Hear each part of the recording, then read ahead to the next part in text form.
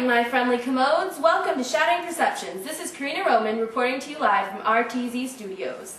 For today's news, we have a special report on Idi Amin, Uganda's president.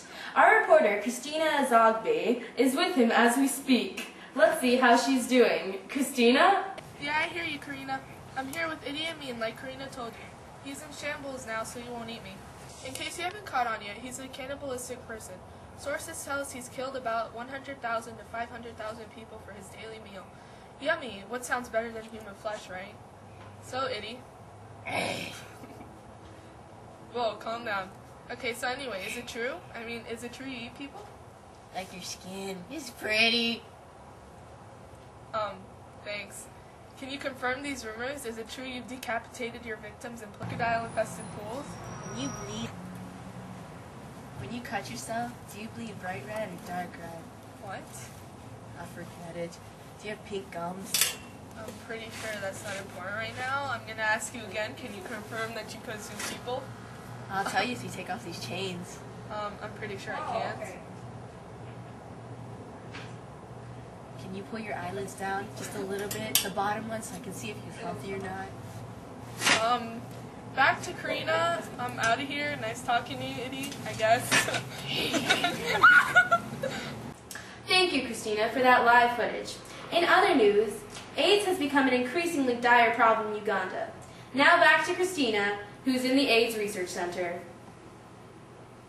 Christina, are you there? Why, thank you, Karina. Now here I am with Dr. Bendover, who I've been talking to for a few minutes now. Doctor, I appreciate your knowledge, but could you explain AIDS in simpler terms for our viewers? Certainly. Go on.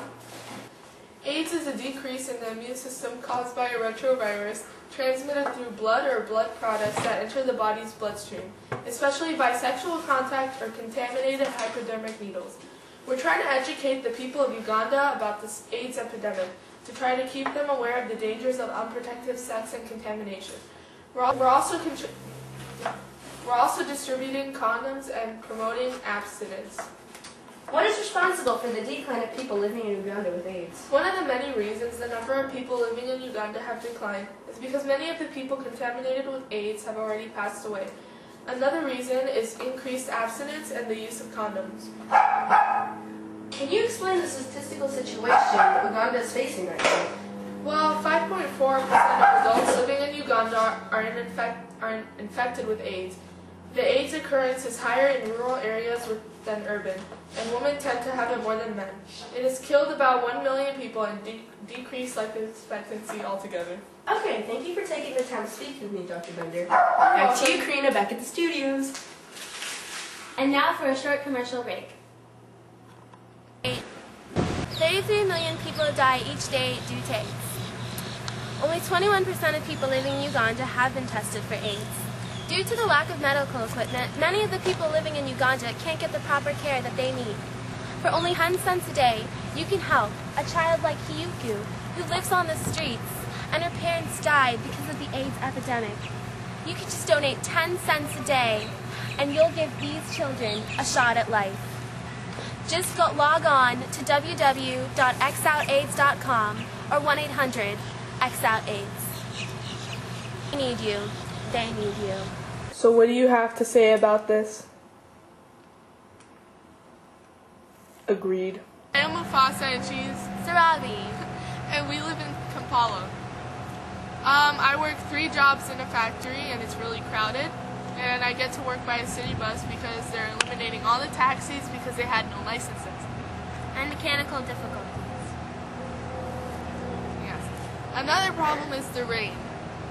Since we have no plans for the rainfall that we're getting right now, it's all going into the streams and places where we don't want it. And it's getting really polluted. So all our water is contaminated and we can't, we can barely drink it. That's really bad. We're afraid to have AIDS because we're sick from the contaminated water and we don't want to go to the clinics because a lot of people in our neighborhood are contaminated, and we're afraid that if we get shots or anything, use needles, that we'll get AIDS. And there's also not a lot of women's rights. Well, right now 80% of women work in agriculture, so my job is basically to take care of the house and take care of the fields. Right now, not many women own land, and 93% of males own land, but that's just a custom. Women's rights are improving every day, but right now it's not looking too well. What can I say?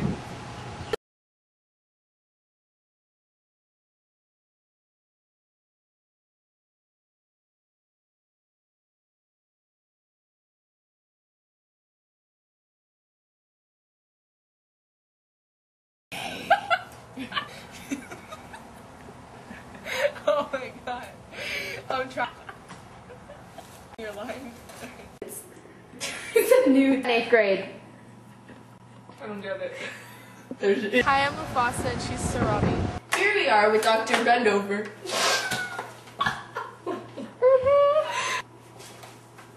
No, she can't. Patrick's Day, guys! Our homeless children! Snap, snap, snap, snap, snap, snap, snap, snap, snap, snap, snap, snap, In the jungle, the mighty jungle, the lion sleeps tonight. Excuse me, if you don't mind, I'd like to have a word with you two. Shar. What's your day-to-day life like here in Kampala? Oh, if you please would introduce your names. Karina. Hi, we're shooting from Kampala. I'm Kimoku. And I'm Kiyoko. Do you want me to? Oh, go ahead. No, she doesn't want you to. No, but she should have said go on, that's why. That was her part. Who cares? Oh, it's still recording. And she has AIDS. We eat that shit then. You're an amazing friend. I love you. I can't.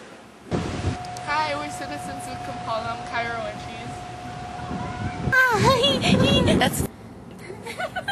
I'm supposed to do.